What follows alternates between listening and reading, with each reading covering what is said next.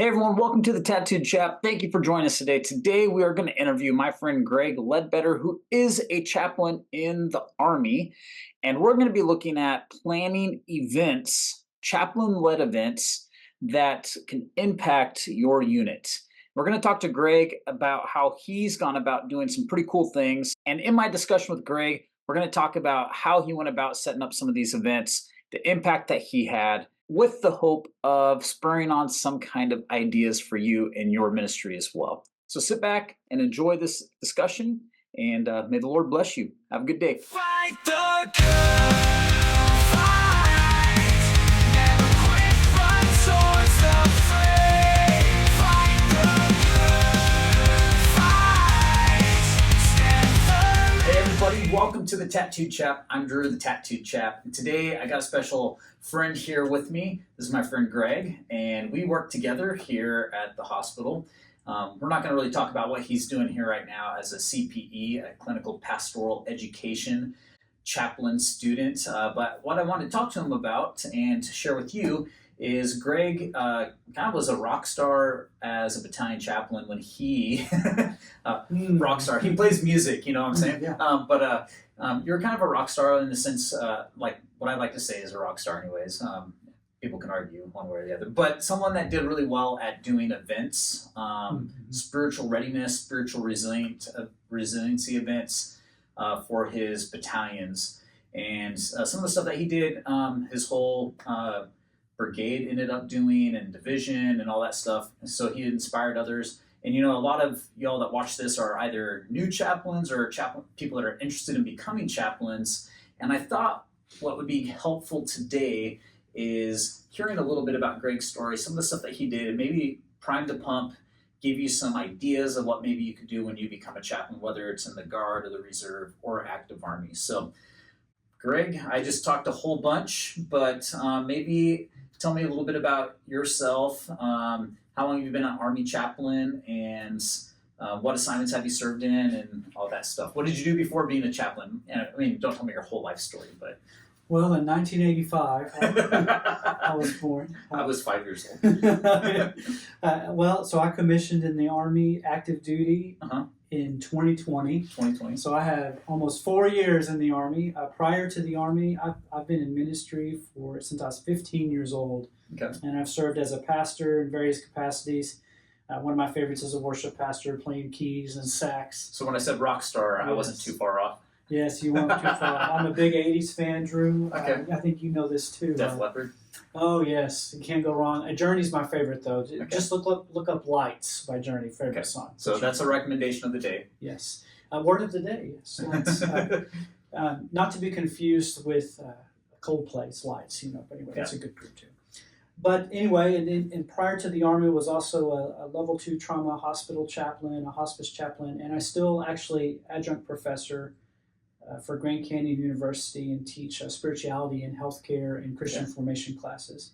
I've only had one duty assignment prior to CPE, being picked up for CPE. And he's still a fresh chaplain. I am. I'm so excited about it. My first assignment was actually at Fort Polk, formerly known as Fort Polk, Fort Johnson, and I was in 389 Cav. Which is part of what division? 10th Mountain Division. 10th Mountain. There are no mountains down there, don't be confused, but the division is. Yeah, only swamp.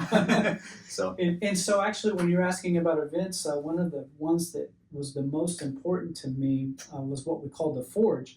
And the Chief of Chaplains had just come out with the SRI events, Spiritual Readiness Initiatives, using FM 7-22 documentation and doctrine, which is the holistic health field manual for the Army.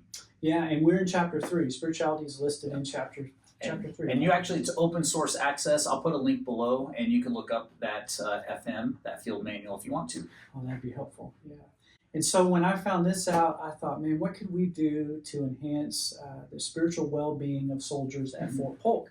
There are no mountains at Fort Polk, and there is only swamp. And I thought, well, we could sink deeper. And then I thought, how cool would it be to be with the alligators? But one of the things... Before the alligators, yes, but I was stationed there back when I was enlisted. And I don't know if they still is that way there, but there were fire ants everywhere.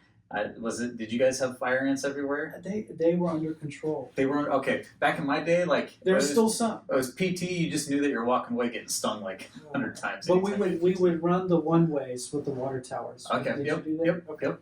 Yeah, they're still there. The one ways are still there. And, but in that event, when we were looking at something to do, I talked to my commander, and we started working towards what we call the forge. And that literally came from at Fort Polk. There's, I think, 7 or 9 different anvils on post that talk about forging the warrior spirit. And that's what our training provides. That's what JRTC training provides, from what I understand. Joint Readiness Training Center. It's one of the places that you go to validate your battalion or your brigade for deployments. Yeah, and they may have a different mission, but that was what those anvils were placed there at Fort Polk to just create this inspiration to continue to train. And so I thought, well, how can we do that?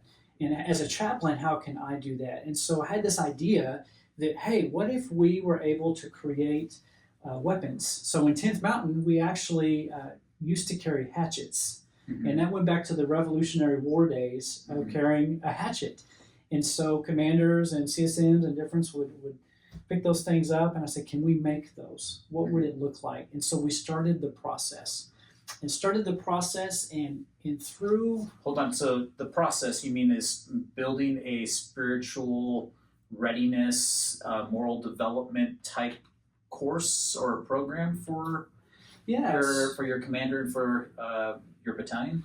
The first step was reaching out to some in command who are for you, by the way, who want you to be successful, who want to get you to yes. And so if you join the Army and you're new and you have this crazy idea, don't let the first no stop you from actually trying to succeed and achieve something. Yeah, oftentimes there's a lot of no, or we can't do that. And sometimes it's just finding the right method or barrier. There's a lot of obstacles, mostly legal stuff. So it's like finding the right revenue, or the right way to do something, as opposed to doing something the wrong way. Kind of like driving on a street. You can get to point A to point B, but you better be driving on the right side of the road, or else there's going to cause a lot of problems. Yeah. When I think about it, there are different lawyers for legal reviews, and you need to do those things to protect yourself and to protect your commander when you do such events as a chaplain. But the neatest part of the story was we began to develop this, and it was a program by which soldiers are able to go next to the lake and start hammering and hand fashioning their own knife and their own hatchet. And so it started with a squadron dream, and then shortly after that, the brigade's like, hey, we really like this. Let's see if we can make it happen. Can we put money behind it? Which then we reached up to the division level, and General Beagle had actually given money to the chaplains for these purposes to try to help us with such programs. And so through the process of submitting different things, different memos, it took a few months. Yeah, so it wasn't like overnight, I have this good idea, everyone's doing it, we got money, let's go for it. No, it was like you had to make sure all the things were followed in place. Like take it through your JAG officer, your legal officer, making sure every step along the way is good legally for your protection and your commander's protection. Because some money that we have access to do events, it's kind of, the process has already been developed, it's been signed off, it's kind of the normal way to do it. And so that stuff comes pretty easy. Sometimes it can still be a headache. But anytime you have an innovative idea in the military, oftentimes it has to go through a lot of legal review, just because no one wants to go to jail and no one wants to lose their career. And honestly, though that process can be frustrating at times, it really actually helps you hone what you're doing as well. Because the only way you're going to get past legal review, if you have some of these good ideas, is you have to have a well-defined and polished product. Right. So, and that leads to, outside of your memos and just getting your commander's buy-in to what you're trying to accomplish. For this specific project, I developed a booklet with programming. So in the Army language, with TLOs and ELOs, So terminal learning objective and what's an ELO? It's underneath the terminal learning Yeah, objective. I can't remember what the E stands for. It was the smaller part. And we developed a leader's guide that was over 20 pages of Army doctrine that we pulled from all different ADPs, ATPs. These are different types of manuals on like leadership, moral decision making, ethics, and all that kind of stuff. And really just kind of looking at the human, like developing our soldiers spiritually, but also morally and ethically, and what it means to be a good leader. That kind of stuff was part of it. Yeah, because when you think about your role as a chaplain, you are, of course, are to provide and advise for the religious freedom of every soldier in your formation. But then you also advise commanders on ethics, morale, morals, and religion. Mm-hmm. And this fell into, how do I create morale in my unit? How do I train soldiers to be spiritually fit or spiritually resilient? And the bottom line is, sometimes when you get real creative, at least what I've run into in my Army time, sometimes the first no is, well, that sounds like chaplain, it's entertainment.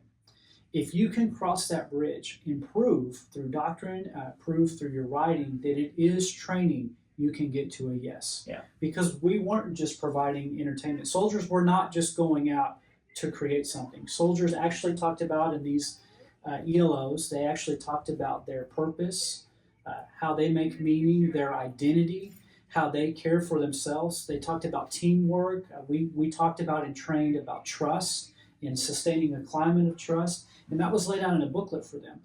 If memory serves me correctly, that when it was finally first approved, I'll give you a dollar amount. The very first set of this was about for 300 or 400 soldiers, and it was $80,000 that we were given for the first program.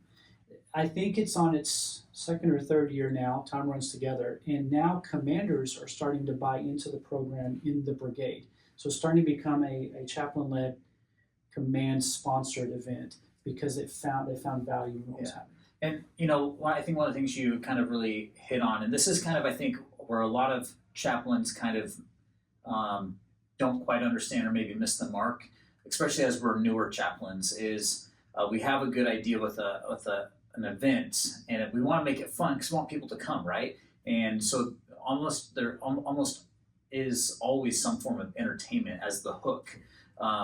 And we also recognize that we're holistic people and that we learn through activity oftentimes, and we don't want to just do death by PowerPoint type trainings. And so when we're doing an event, whether it's the Forge or you could do almost anything you could think of, you need to be able to link that activity. You have to link that activity to Army doctrine. Find how is this thing a physical teacher of this doctrinal this idea. So an example that we could look at is like a rock climbing thing, right? Let's say you want to do a rock climbing thing. How does rock climbing how does that get after some of these different ideas in Army doctrine? And I think if a rock climber just doesn't do it solo unless they're really good, right? They have someone at the bottom that's belaying the rope, right? So is there any Army doctrine that talks about trust and relationships, right? And I can tell you there is. And so if you want to use something like rock climbing, go back to those Army doctrines that talked about trust and relationship, build a curriculum around that idea, and let rock climbing be the activity that is putting that into practice. Yeah, and to be a little pointed there too, specifically with this, the Army is paying for the training. The Army is not paying for you to go rock climbing. The Army will not pay for that. That's an MWR event. Right. What the Army will pay for, though, is the chaplain lane, which Drew, you just said is one of the many lanes of a chaplain is relationships and trust in a unit, that cohesion of trust. That is chaplain all day long. If you write a program based on that, I think the Army would be like, go for it, because we need that in our system. Yeah. And so, we can definitely do that, and that's kind of where the legal review comes into, because legal is going to tell me, hey, it looks like you're just having the Army pay for fun. Mm-hmm. But if you build it something around a curriculum and you have that training be an implementation of a training concept or an idea, a philosophy, a doctrine of the Army, then all of a sudden it's like, okay, I see that this is a implementation, a practicing of this concept. And so they help you refine that in the process. So, we haven't talked about it, but one of the people that you've mentioned multiple times is having your commander buy in. Mm-hmm. Like, this isn't just the chaplain doing this on his own Right. and doing all this, but you need the backing of your commander.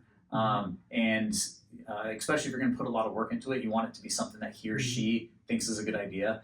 But the other person that's probably really important in this, because we've said legal quite a bit, is your brigade legal JAG representative, right? You have to have a good relationship with them in this process. Yeah, and as you mentioned that, and I think to be real pointed too, it's not your program in the Army. It's your commander's program. So not only do you need your commander's buy-in. So for me, when I had this great idea that I thought was a great idea, it was initial knock on the door to Colonel Trujillo, if you're watching, I'll tag you in it, and saying, hey, sir, I have this really awesome idea. I think it's awesome. Tell me what you think. And in the process of starting this and talking about it, I gathered with my CSM, my Command Sergeant Major DeMond, and because he knows doctrine up and down, and then my new commander, Colonel Nugent. And I said, hey, sir, we've been working on this. Does this fit in your purview? Is this something that you would support? You don't want to go out all on your own as a chaplain and think that you're going to go do those things. Your CMRP, those different things support. Yeah, and CMRP is Command Religious Master Religious Plan or program. Yeah, that's where you put all your budgeting and you kind of lay out this is what I'm thinking for the year. This is how I'm going to spend your money, sir. Yeah, and it's the language is basically the CMRP is the language. You're like kind of your training plan for a year. Really, is what it is. Yeah. And so. Part of that also, the reason why you need to bring in command, and I'd say like after your commander's given the thumbs up, one of the things that's really important is, at least I've found, is being tied in close with your sergeant major and your, what we call our S3 shop. They're kind of like the operations of a unit, because who plans training? Right? Yep. They own training, they own the calendar. Your S3, right? And so if you have an event, you can do all the planning that you want, do all the legwork, get it approved, but if there's no place to put it on the calendar, and your team's not, tracking, then no one's going to show up. Well, and to even push this a little bit further, Drew, like as a chaplain, I think it's important for you to have good relationships with all of your team. Yeah, people definitely won't show up if you don't even let your company or troop commanders know what you're doing, or those first sergeants. Yeah. I had a pretty good relationship established with all sets, and so when it wasn't a top-down thing, it was an organizational thing. Now, I had top-down leadership saying, go for it, chaplain. But then I had other leadership saying, chaplain, how can we support this? How many soldiers do you need from me? How many soldiers would you like for me to send to get it initiated and started? Yeah. Yeah. I think one of the things that's interesting too to take in mind that's kind of important is when we talk about linking this to doctrine, is that when we link it to doctrine, then the commander can talk about to his bosses, the reason why my soldiers are not doing X right now is because they're doing this type of Army training, right? And so it tells a story to his boss or her boss on that we're getting after these training objectives, and this is what the outcome is. And so it's not just my soldiers all have a day off doing something fun, but we did ranges last week shooting the rifle, or we did motor pool on Monday. Tuesday we're doing the forge, let's say, or we're doing this kind of hiking activity, and it's getting after this objective, sir. Talking to the higher ranking, and so that way everybody knows that it's what you're doing. You're not just having fun, but you're getting after actual Army doctrine and training. Because that's what we do when we're not deployed, is we're training and getting ready to fight. We're doing maintenance, getting ready to fight. That's what the Army does when they're in garrison, when they're not deployed.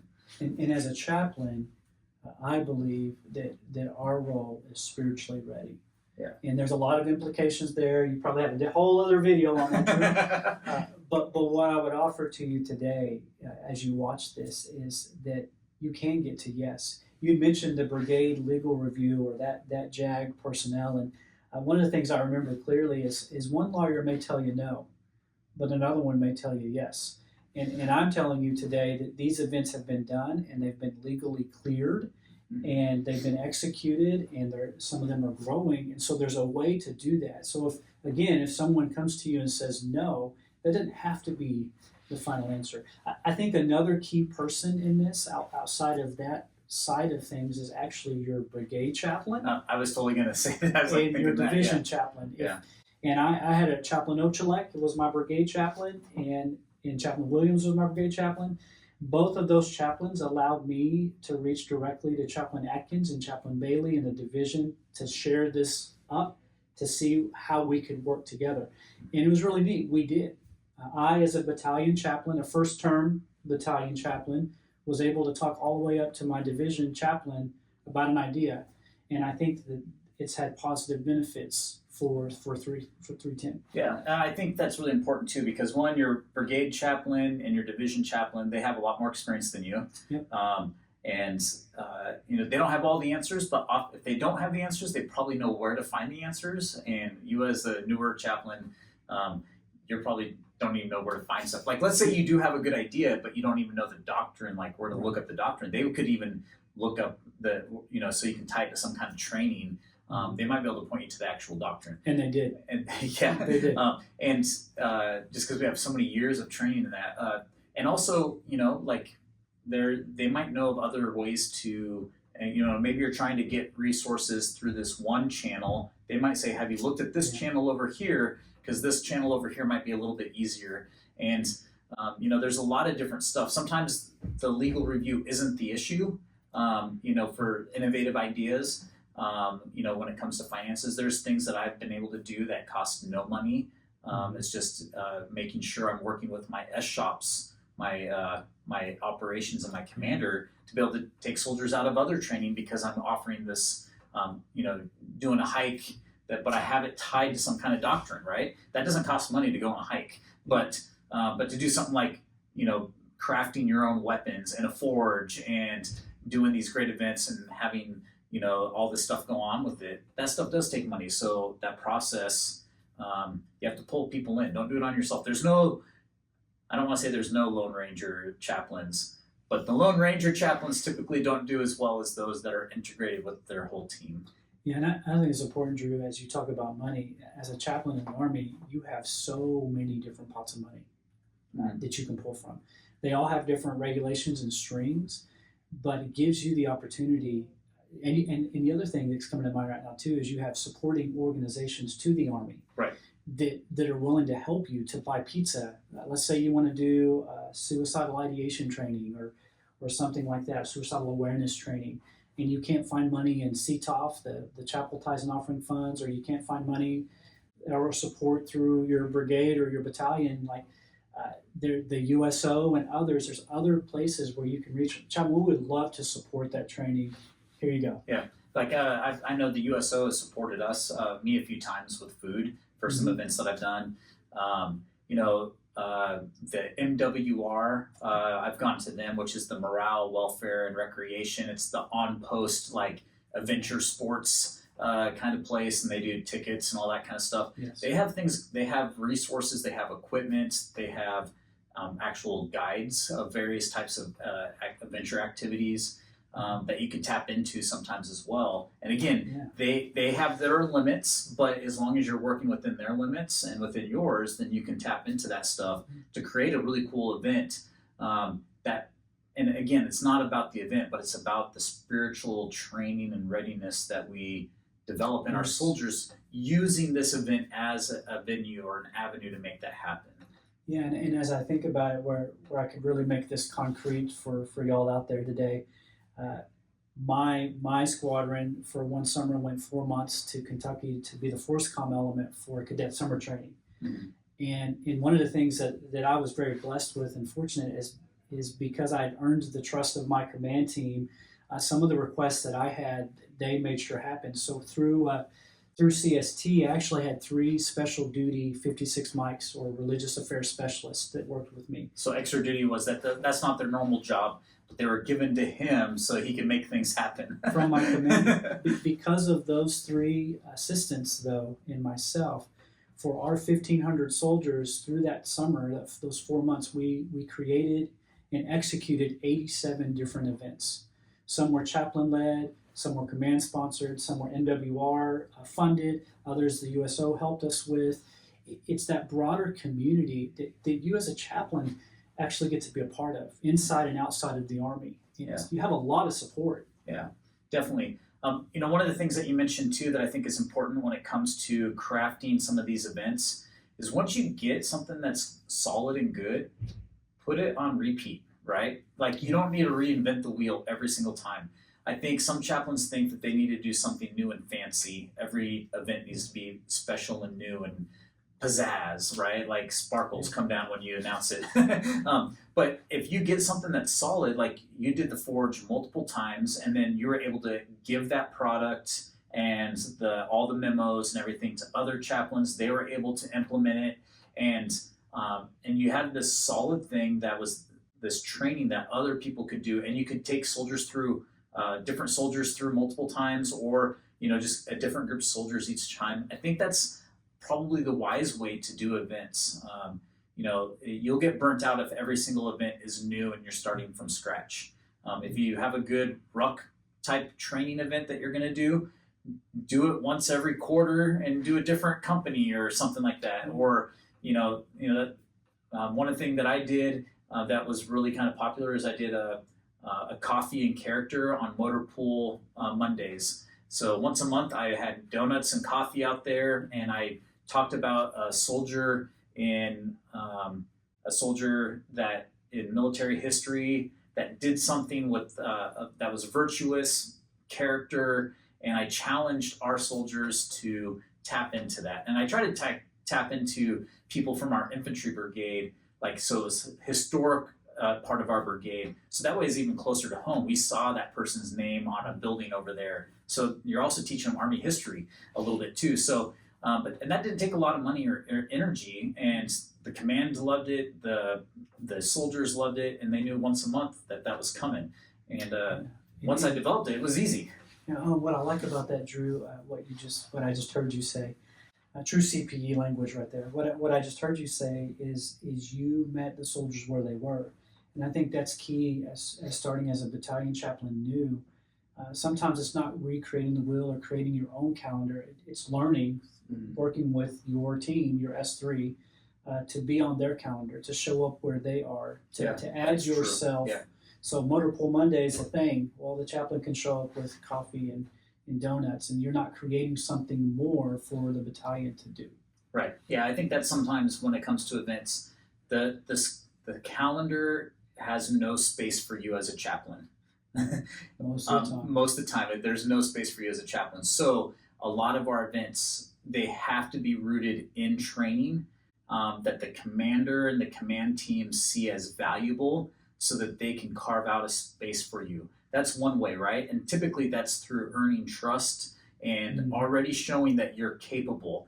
And it starts off with doing things like the coffee and character thing. They're already at the motor pool. It's something they have to do. So I go there, do that, and all of a sudden I start building trust with the commander that, hey, this chaplain's capable. This chaplain can do something. Maybe when he asks for something, some space that takes him away from some other kind of training that I have in mind, I might say yes. And again, it all goes back, it's the commander's training anyways, right? So wherever the commander finds value, that's where he's going to put his resources, and time's one of them. So, we have to be that value added asset, either in the stuff that they're already doing, or offer something that he sees or she sees as valuable, that they want to put energy towards. So. Yeah, I really like that, because I'm actually reminded the Forge was a big thing, and it was taking time from the unit, and that meant going to many meetings where we hashed out the training calendar to figure out, can we fit this in, and what does it look like? Is it over weeks at a time? Is it 3 days at a time? And as the program continued to morph even past my time, it's shifted from even, I think I did one training event per week for 6 weeks, and I think it was honed into a 3-day training event for soldiers to meet the needs and kind of adapt. And I would offer, when you create something like that, adaptability and being able to share your product with other folks is so beneficial. Yeah. We're on the same team. Yeah, I think, as we wrap this up, I think that's one of the key things too is, yes, this is my commander's event. I need to work with my commander. I need to work with legal. I also need to make sure my sergeant major, my brigade chaplain, and the operations section are all on board. But we're all on the same team. And part of the reason why we're doing this is to kind of give some options, or maybe like wet the whistle a little bit, so that way you kind of have some things that you're thinking about. But if you have a good event, share it with other chaplains. Really, like, that's what this is about. Like, we're not here to look good and not have anyone else look good. We're here to make each other look good and bring value to the Army as a chaplain corps. And the only way we can do that is if we support one another in our events. We teach each other. A lot of my events were more low-funded events, and I found ways to do it without having to jump through a lot of hurdles. There's a few times where I had to. Greg here, on the other hand, went the full other direction and got a lot of funding for some of his stuff. And so he knows some things I don't know, and I'm sure I know some things that he doesn't know. And it's that coming together and working together. You see someone doing something that's good, like, ask them questions. Or if you're doing something cool and good, share it with others. Because really, we're about taking care of our soldiers that have been entrusted to us. Yeah, I really like that. And I like the idea of a chaplain caring for people. I think we serve an institution that demands a lot. It demands a lot of time and a lot of energy and a lot from you and from me. And one of the greatest gifts we can give as a chaplain is to restore some of that. Yeah. And I think we can create events for that. And I think our command teams want that for the readiness to accomplish the mission that the Army has. Yeah, definitely. Well, Greg, I just want to say thank you very much for coming in and meeting us here and talking a little bit about the Forge and some of the stuff that you've done. And where can people follow you on social media, or do you have any? I don't know if you do that kind of thing. Some people do. If not, that's cool too. I need to be an influencer, Drew. Maybe this is the start. I'm old and only have Facebook. So, okay, well, that's cool. You guys know how to follow me and ask me questions. And if you want to get in touch with Greg, just email me or shoot me a message, and I'll connect you with Greg. If you have some questions about some of the stuff that he talked about. And again, share your products with other chaplains. There's a lot of opportunities out there for us to grow and enhance one another. And yeah, man, thank you very much. I appreciate it. It's been good working with you. So we'll see y'all later. Make sure to like and subscribe this video. Share it with other people that you know that might be chaplains or people considering to be chaplains. And we'll see y'all next time. Bye. Got it. So thank you for tuning in today. I hope you enjoyed that conversation with Greg.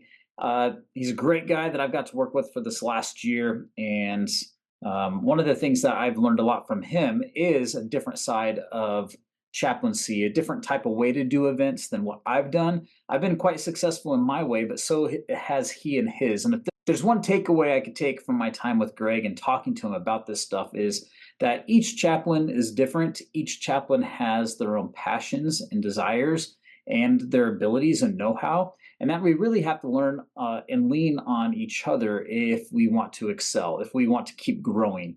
And that's kind of part of the process, right? We just aren't stagnant as chaplains, but we keep growing every single day. So I hope you enjoyed this. We'll see you guys and gals next time. Thanks for tuning in to the Tattooed Chap, and I'll see you later. Bye.